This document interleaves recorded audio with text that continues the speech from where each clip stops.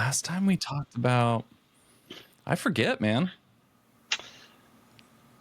Man, I kind of feel like we went into a like a deep dive Maybe into expertise. frameworks and Oh, expertise. frameworks. Yeah, yeah, Yeah, yeah, developing personal insights, that sort of thing. yeah. Cool. Edmund, do you have any 2025 goals as we're getting started here with session number 3 of Heart and Hustle? Yeah, thanks for asking, Nathan. Are you a big goal setter? Are you a Yeah, I big don't. resolution setter? I do like setting goals. I do change my goals a lot, and I don't like setting a lot of goals. I like having kind of one big, kind of theme for the year or Hmm. one big thing. I heard I forget his name, but he said, who's the guy that used to work with, or the guy who had David Goggins live with him? He makes that the big ass calendar planner. Forget his name. But I anyways, just have he Jocko said he Willing likes. come up into my mind. That's the only Yeah, thing I can think of. he said he likes to put something where if he looked back on this year, oh, this is the year I blank, like ran a marathon, started a business, doubled my income, whatever it Hmm. is. So I like setting something like that for the year. But Not to other look back than, too much. What do you think if you were to put like a word or have something that characterized your 2024, what do you think it would be? oh my gosh, survive. I mean, 2024 was survive. No. Honestly, yeah, for me, for 2024, it was probably um, trying to get, yeah, just healthy emotionally, relationally, physically, business, work wise, Hmm. things like that. And then 2025 is, or 2025 is setting out to create living for myself on my own, Hmm. which is huge, Hmm. huge thing. What about you? Goals? Do you set goals? Yeah, I do set goals. I have had a bad habit of setting kind of like long-term goals and kind of as I've gotten older being like, I think I'm pretty close to checking this off, so I might attack this. Um, Mm. the I was looking back, I was driving back from confession the other day, and I was like 2023, looking back on it was like one of the best years of my life. Wow, that's amazing. And I'm right now setting up in 2025, and point blank, it's been really hard so far. Mm. And Q4 2024, beginning of 2025, took a big leap moving up here to DC, and I really think this year is. Yeah, I don't know. I don't want to add pressure on myself like it's make or break or something, but it is going to be a year of becoming.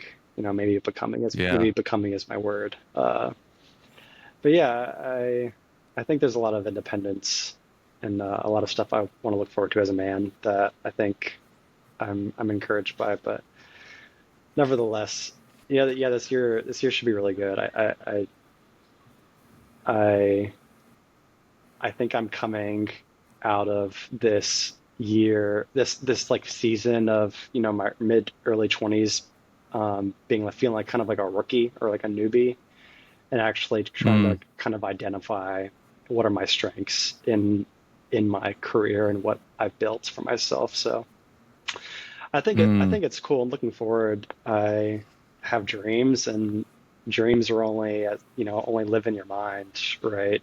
And it can be kind of ambiguous sometimes, but goals become more practical in that way. So I think goal setting is an important practice because it actually helps us envision a life for ourselves and try to attack it. So if anything with this conversation, I'm looking to see how at least I myself and some of the people in our community can figure out how to attack their year and become the best version of themselves, become the person that they want to become, character wise, but also just like output the life that they want to live, that sort of thing. So it should be good. Mm. Yeah. You know, I like that. yeah, 2025, people set new goals. What if people do set goals or maybe like want to attach themselves to ideas and systems? What are best practices for them as they move into this year, do you think? Well, have you? This might be interesting to bring up real briefly. Have you heard of this idea of a time span discrepancy? No, no, I'm excited to know though. Um, okay, let's pause for 1 second so I get the guy's name. Oh, time span of discretion.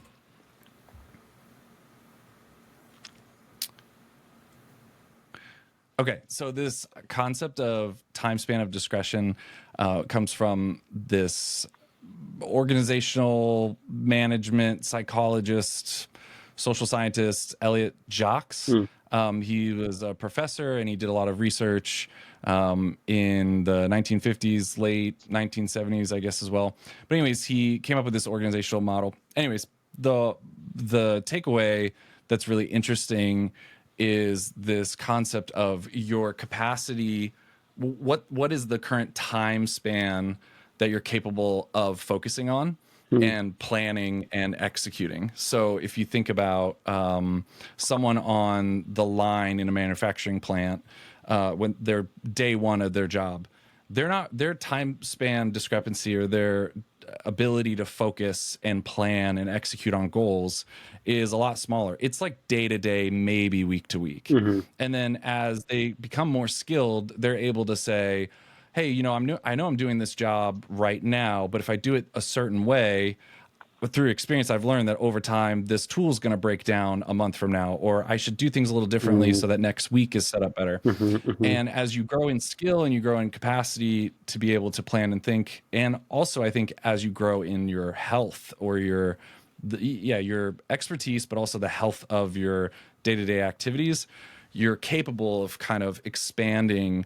this time span awareness, Hmm. Hmm. and so the idea is that a manager has to think in a little bit broader time span. So he has to think weeks, months, years. He has to think, I have multiple guys on the line. I have to think about the holidays are coming up. I have to think like this guy has been in this one spot, for 6 months. He's going to get burnt out there. I need to move him, so they're planning a Hmm. different Hmm. level. And you keep going up this rung of ladder of this time span discretion. And focus and planning and goal setting and the ability to accomplish those goals. And I think often in our own lives, our experience and our capacity or our capability or health Hmm. limits our ability to accomplish a goal at a much bigger time span. Hmm. Hmm. So I could think about and set a 5-year goal for myself. I don't know that my life right now is set up in such a way that I'm going to accomplish that. I don't have a high level of confidence I'm going to accomplish that. Hmm. So if your life, especially like if you just start as a freelancer, there are so many things about the day to day that are uncertain, that you're not confident about. You don't have as much experience. You don't know what a week to week looks like. Hmm. So spending a lot of time setting a 3-year goal or even maybe a 1-year goal might be not the best use of your time. And so for me currently right now, the 1-year goal even is tough. I mean, that's why for me it's a little more general. Hmm. It's survive by trying to support myself with a project that I'm launching.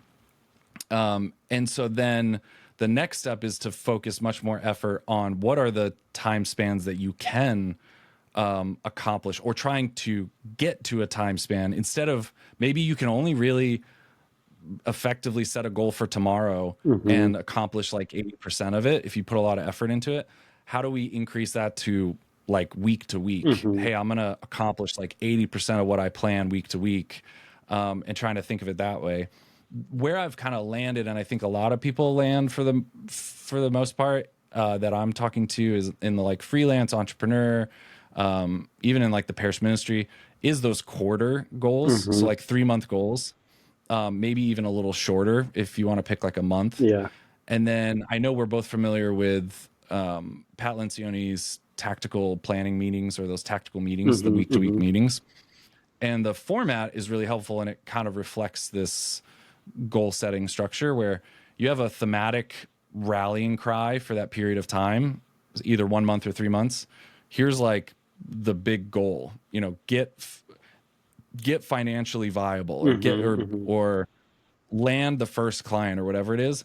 Then under that, what are the things that we would have to accomplish? The 4 to 6 things that we would need to accomplish in order to get that, Mm-hmm. and making them pretty specific.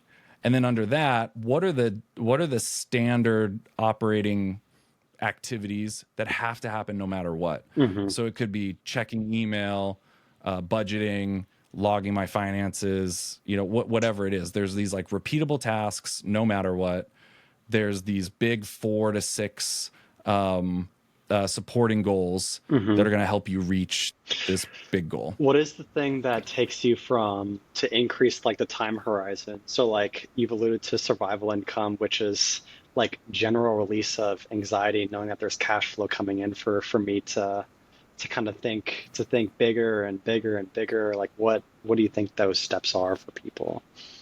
Does that question make sense? Yeah, the steps to try to increase from like day to day to maybe more like week to week. Yeah, I'm thinking of like these health thresholds, and I didn't have this question, written down, but No, this is great. this is something that came up to my head is like, yeah, so I have regular work that pays my rent and bills. Hmm. What is like a health threshold or like a barrier for me to think like, oh yeah, here's how I could get um, these bigger clients. I could get myself to hiring my first employee to, stuff like that. You know what I mean? Yeah, I mean, if I'm understanding correctly, okay, so you have are you talking about someone has maybe a part-time job, but they want to grow like a freelance business of some type? Yeah, yeah. Yeah, I mean, the very first step, if you're just working at a coffee shop, you have no idea what exactly it is you want to do. You have no idea what direction. You just know that you hate working at the coffee shop and you need to start doing something different. The first thing would be like looking at your day or your week, and seeing where can I free up time? Hmm. How can I maximize a large chunk of time? Hmm. So if it's your day, it's how do I free up the most amount of time in my day to put towards this Hmm. Hmm. activity. So you have a part-time job. Are there other things you can cut out outside or whatever? And then time block.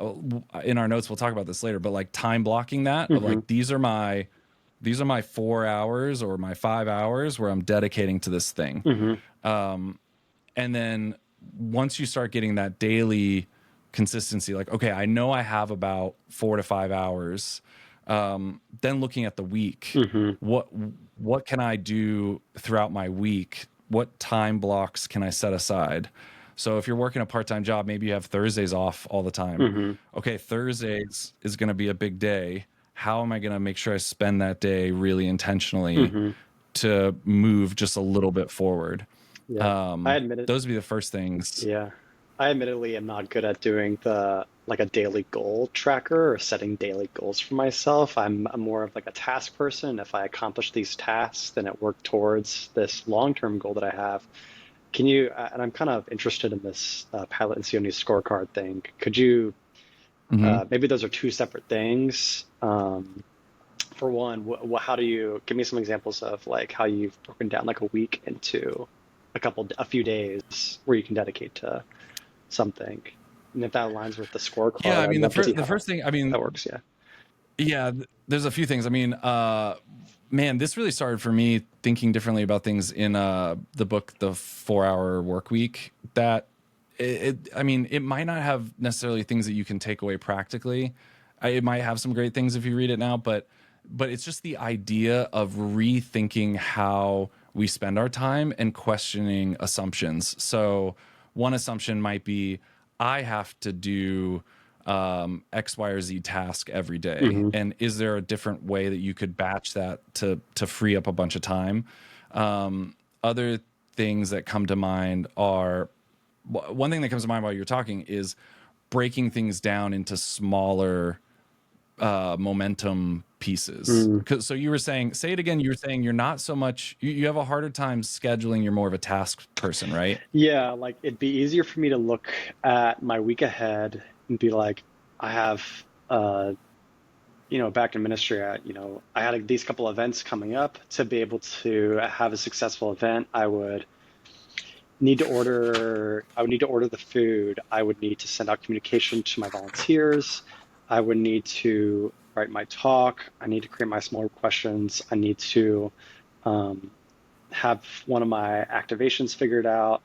I'd want to have follow up for my, those sorts of things. And then that Yeah. accomplishes my strategic goal of building the, consistent relational ministry, having my core team feel empowered to evangelize, um, that sort of thing, right? So it's not, but like going to my week, that's basically just like executing, right? I Hmm. feel like I would operate better if I'm thinking of this Kobe quote where he talked about I made this deal with myself back when the season ended, that to be able to get to the goal that I wanted, which obviously is winning the NBA Finals, I would create this summer training schedule, and I made an agreement with myself. I made a contract with myself that I was going to do these things, and this would lead to me accomplishing this goal. So he just Mm. back organized, and when he got to the conflict in his mind, whenever he was too tired or met himself with that tension, and you know some would call it grit, but he had made an agreement with myself that before when he was clear-minded, not when his body's trying to talk to him or his mind's trying to talk to him saying that he can't do it, he had already made this agreement with himself that I am going to accomplish my so he was just solely focused on just executing, and that's all he had to do. He just had to focus on executing, which is sick, awesome. But for something kind of ambiguous like building this brand or building my freelance, I'm I think people run into this difficulty with like, how do I backdate everything to now, like me? I'm like, do I come up with my list that I'm going to execute on now? You know, so I think there's this Yeah. Yeah. difficulty with No, figuring. that's a great, no, that's a great question. So I think this again probably goes back to the goal setting. So when you're setting those goals, breaking them down into more steps, right? So if the goal is, for me, the goal is build a business so I can support myself, right? Well, there's some steps leading up to that, and I could write out what are all the steps. Like the very first step is deciding what the business is going to be. The next step might be creating that business, creating a product. Third step might be raising awareness for this product or whatever it is. I might set that kind of and set maybe some different timelines for those steps and then be pretty happy about that. But then when I go and try to execute and I find that I'm resisting or I'm not following, like for some reason it's not making progress, to me that says that first step of deciding what business was too big and not clarified enough. And I didn't see any momentum Mm, when I tried to, like, okay, this week I'm going to decide what business I'm going to launch, or hmm by the end of this week, and you're like, I'm really going to do it. I've found for myself that if I'm resisting that, it's because I haven't broken it down even smaller steps. mm, So the deciding what business I'm going to launch, how would I break that down into smaller steps and like think through, okay, before I decide what type of business to launch, I need to kind of figure out what type of businesses there are out there. Or maybe I need to experiment or talk to people about three different types of businesses. mm, Or maybe I need, so you start breaking those things down a little smaller so you see progress. And then you can say, either you assign it to a day or to a week, mm, and you say, this week, all I have to do is figure out what my options are and trying to like narrow that down so you're having progress, right? hmm And maybe you know nothing about business, but that week you just decide, okay, there's physical brick and mortar businesses and there's digital businesses. Hmm. You know, and by the end of that week, you've figured out, because you were unsure, you're like, maybe I want to launch a store, like a clothing store at a physical place, or maybe I want to do this online thing. And so then that's your task, right? And so you can start seeing, one thing I've done before that's been really helpful is, let's say I broke that down to some more steps here, and I put, first one is decide what type of business options are there. Second step is, you know, pick one and brainstorm 3 ideas for that type of business. Third step is whatever, right? I would set, you know, a week for each of those things. And then I would look at my calendar and be like, okay, if I executed on all of these things, that's going to take like 6 weeks probably for me to get done. I Hmm. still have these other things I need to get done too. This is just like step one. So it kind of puts that pressure on you artificially. Whereas if you just, at the beginning, you just see, decide a business, launch it, and raise awareness, Hmm. you feel like you have all the time in the world. Those are Right. 3 things. Right. I can do 3 things. But if you break them down into these weeks, like, hey, week 1, I have to figure out what type of businesses there even are. It gives a little pressure, and then you can say, this might not be the right pace, you know, that Hmm. I can grow at. Does that make sense? Yes, kind of like a side off. Like there's something real about you've mentioned build momentum a couple times, but there's something real about like my planner back here. Like when I check when I put a tick mark next to my tasks, like there's and I look back on all my weeks and I'm like boom, boom, boom, boom. Like I've done a Yeah. lot this year and like I could feel proud about that. Yes. Okay, cool. You need that, dude. This is mine. This is mine. And it sounds dumb, but sometimes the digital task managers are helpful too. Cool, yeah. But sometimes, especially when I'm really spinning out of control, like it's gotta be, let me show you an example one. The physical, it sounds dumb, but it really, like, let's see if you can kind of see that. No, It that's real, really yeah. like, yeah, it really helps because you're like, okay, I did something, I created something today. Right, right. That could be really helpful. Right. Yeah, that's awesome. We haven't touched on it yet. You just kind of mentioned it. Tell me about the Pat Lencioni scorecard, talking about building momentum, and even maybe like I assume it has something to like checking in on yourself, like taking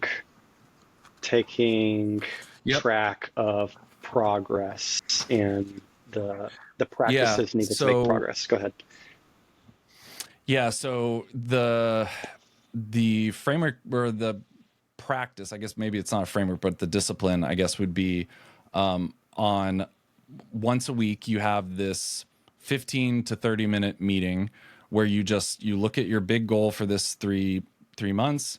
You look at these defining objectives that are going to help you get there. You look at your standard operating objectives, which are recurring no matter what the goal is, and then you go through all of these and you rank them either green, yellow, or red. Red is they're really not doing well, Hmm. they're in danger, no progress. Yellow is there's some progress, but we haven't finished it yet, or it's not going well. Hmm. And then green is this is going well, or it's been finished. So you go through the whole thing, score them all, and then the red ones, really quickly you try to say, okay, what could I do to get this on track? What is one thing I can do to get this thing on track? Or is this just not important? Do we just need to take this off? Hmm. That uh, process is really helpful when you have a team. If you don't have a team, Alan and I have been doing this. Hmm. We have our tactical, we have that week meeting, and we're just going over our scorecard for each other. Like I'm going over mine for my business, he's going over his for Hmm. his Hmm. business. And then we allow each other to just have that accountability. There's a meeting I have scheduled that I have to show up for. I have to rank it. I have to be honest. And then he's going to ask, and you spend no more than 1 or 2 minutes going like, "Hey, what's the issue with this workshop? Why isn't it live? Like, what? Okay, well, what could you do? Could you do one? Could you break this down? And by the end of this week, let's make one step forward." Hmm. Because part of the problem is that you start freezing up. You start freezing up, and there's too much to do. And again, what you thought you broke down into a small enough project, it gets overwhelming because you're not exactly sure next step, or you're not committed to that next step. So that can be really helpful. Yeah.